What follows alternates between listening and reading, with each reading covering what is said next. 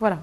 En collaboration donc avec les Nations Unies, les autorités égyptiennes lancent le projet vers une croissance verte dans le secteur du tourisme. Le projet Éco-Égypte vise à améliorer les performances, mais aussi à inscrire le tourisme dans une logique de développement durable. Il s'inscrit ainsi, ou entre ainsi, dans le plan gouvernemental l'Égypte 2030, justement largement soutenu par les États-Unis.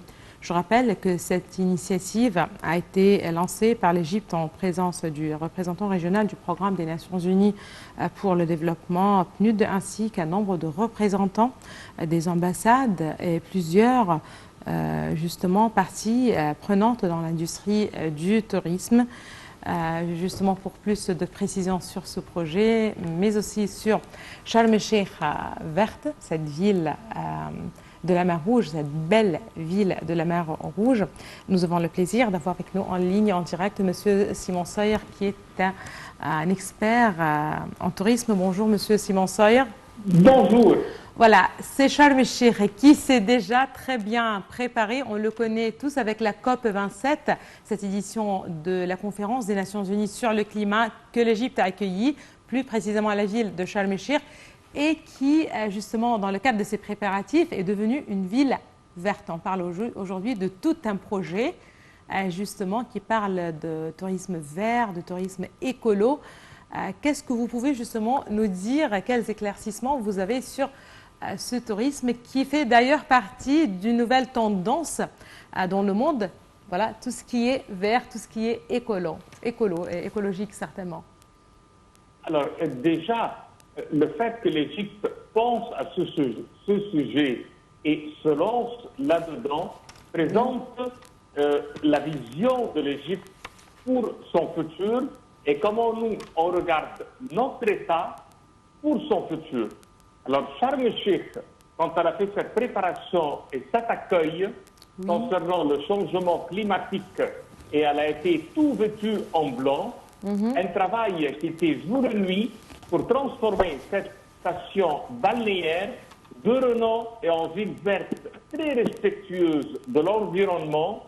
Et nous, on a travaillé dans un cadre qui a pu permettre de montrer qu'on est une ville moderne, amie de l'environnement, et à partir même, dès l'accueil à l'aéroport, on voit le grand développement qui a eu lieu et qui a augmenté toutes les normes écologiques dans cette zone.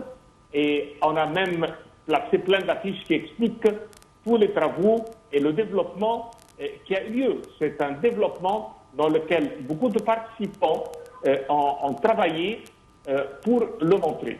Alors, ce sujet de tourisme vert en Égypte est un sujet, on peut dire, qui est très relié à l'écotourisme.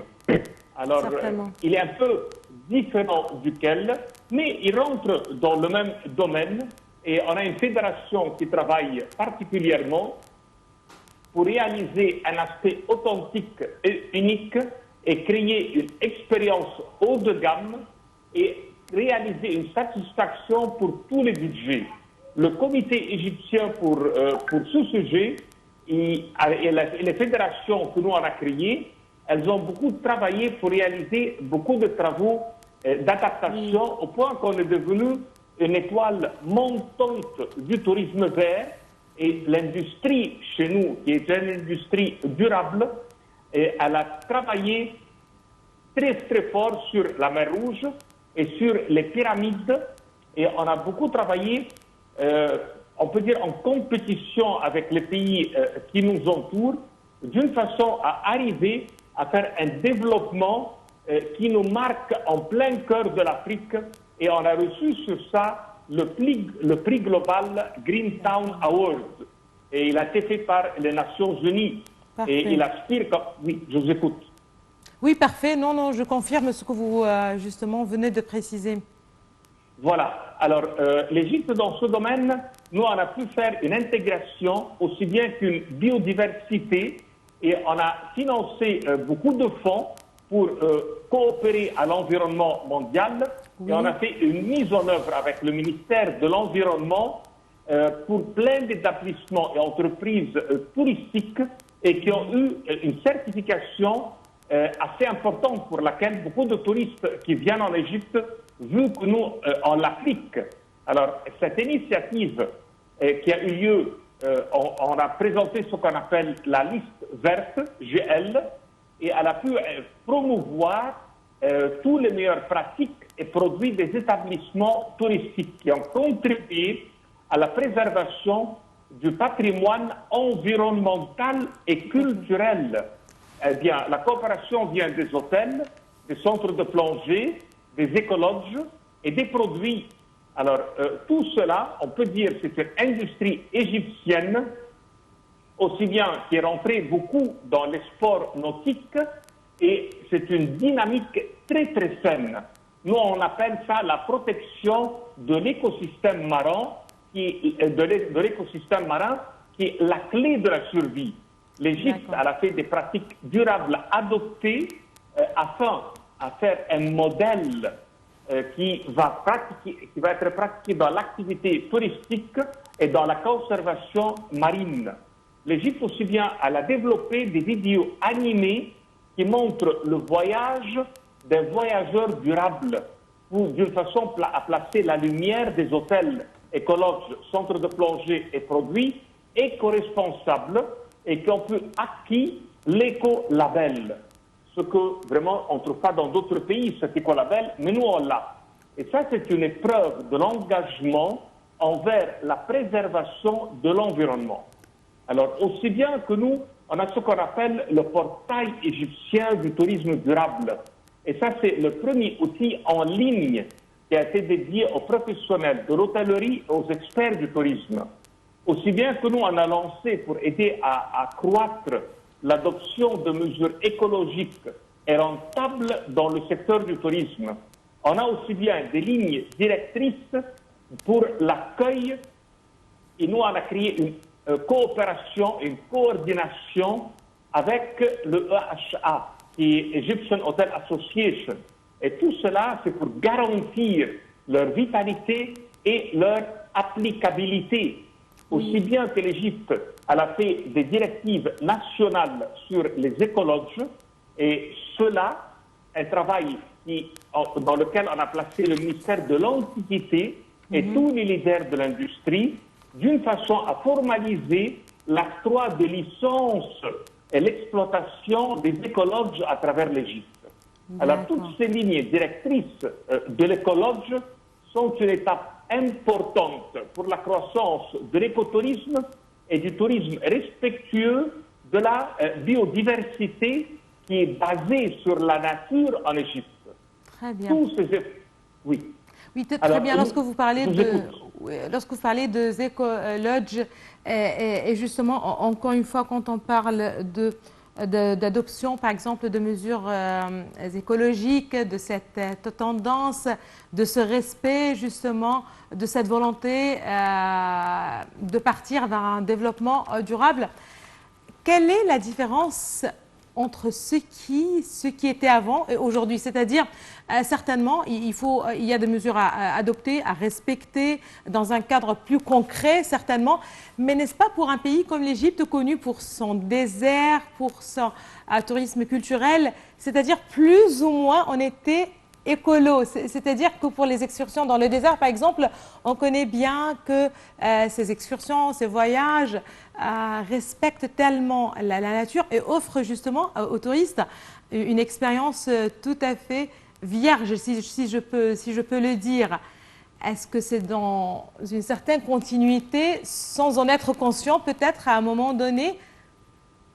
Alors, c'est exactement ce que vous dites, c'est vraiment parfait, car nous, ce qui a eu lieu, c'est exactement cela, c'est que le tourisme vert est devenu un synonyme à cette petite échelle dont vous en avez parlé, qui était au précédent, et qui consistait à visiter tous les espaces naturels avec, on peut dire, minimisant les impacts environnementaux. Tout à fait. Alors, dans un mot, c'est ce type de tourisme que l'Égypte a déjà pratiqué sans qu'il y ait tous ces termes et toutes ces définitions et toutes ces coopérations de nos ministères.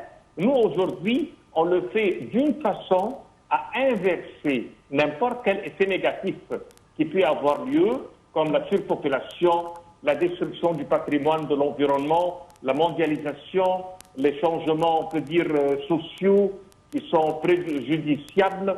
Et alors, heureusement que nous, on a aujourd'hui des destinations et entreprises touristiques qui sont force de devenir plus durables et d'encourager encore un tourisme responsable.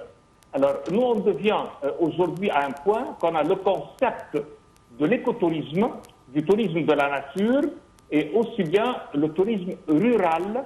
Et par ailleurs, quand même, il y a des organisations internationales qui ont travaillé beaucoup avec nous d'une façon à mettre en compte plein de mesures et de dimensions pour la protection générale de l'environnement.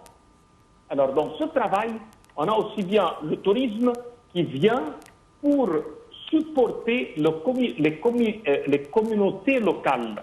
Alors ça, c'est un tourisme qui serait responsable, on peut dire, de plus grands avantages économiques pour les populations locales et améliorer le bien-être de ces communautés d'accueil. Et tout cela vient dans le même domaine de ce tourisme vert. Le tourisme durable, il a un impact aussi bien écologique, mais on essaie de le mettre au minimum possible. D'une façon, comment on le pratique à ce point, par exemple, à manger des produits locaux, à manger des aliments qui viennent des entreprises locales, de créer, on peut dire, un coût de santé par des produits qui sont biologiques. On travaille aussi bien dans ce tourisme vert d'une façon à faire des zones naturelles dont les gens peuvent y passer leur séjour d'une façon très respectueuse à l'environnement, Oui. et à utiliser les entreprises qui placent tout leur effort pour ces activités durables.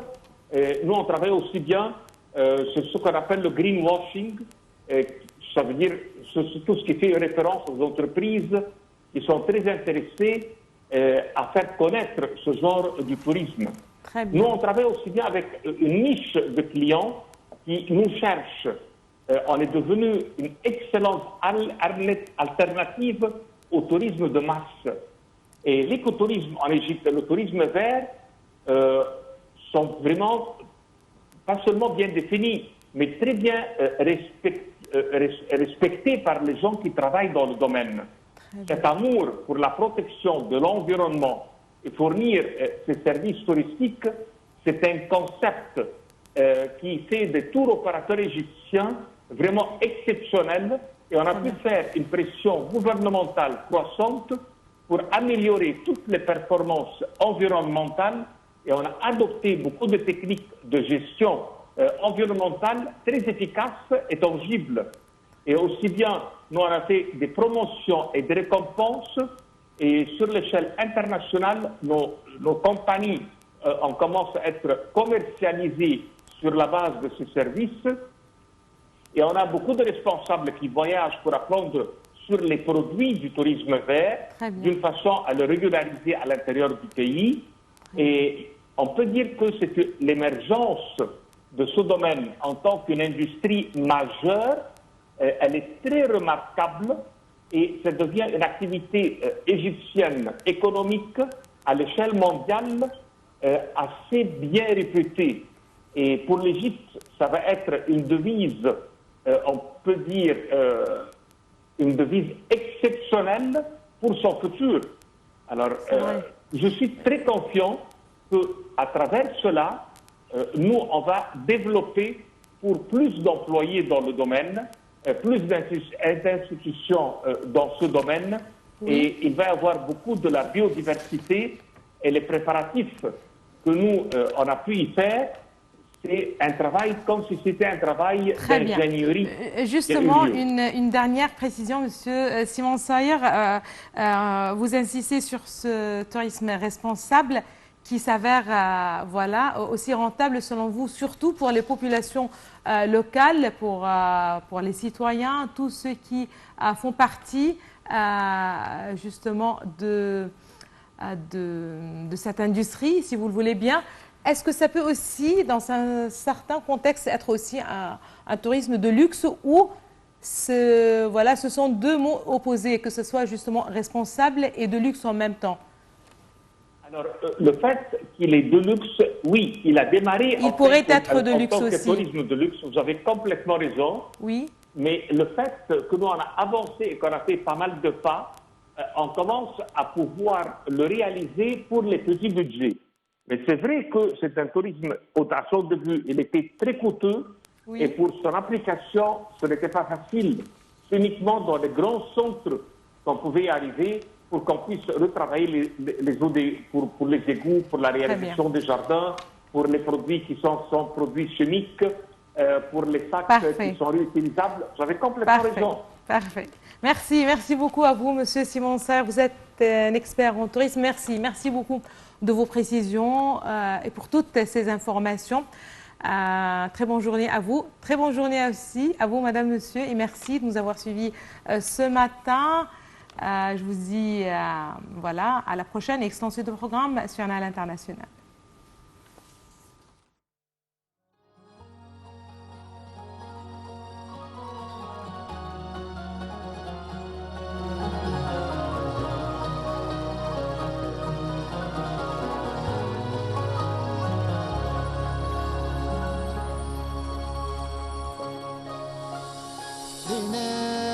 هنا في جنة